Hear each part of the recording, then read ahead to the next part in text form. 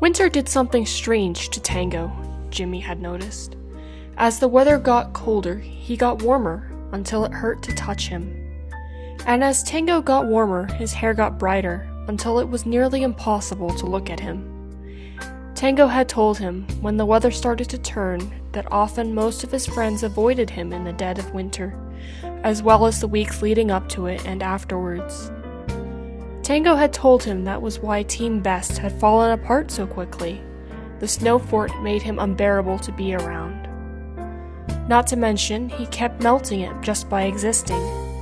When the team had finally fallen apart, Tango had been thrilled, because he could melt the darn thing as much as he wanted. Jimmy was determined not to be like that. He would never push Tango away for something he couldn't control, no matter what. So he found solutions, because that was what he did. He overthought, he found solutions for every problem except the important ones. He did his best for the people he cared about, and he fought tooth and nail for his rancher. He made sure they both had water buckets in their inventories at all times. He wore 2 pairs of sunglasses Ren wasn't using to protect his eyes.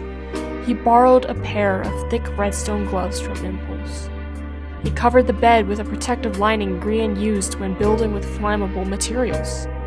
He found several blinkers in Beat-Up's chest for the horses and cows. He had to adjust them for the cows, so that Tango didn't have to stop working.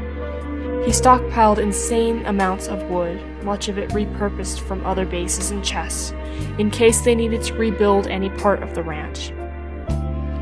Every time he appeared with a fresh smile and a fresh solution, Tango told him he didn't have to. He told him it was fine.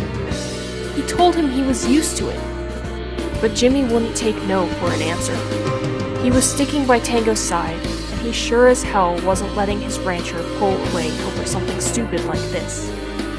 Ranchers stuck together, no matter what.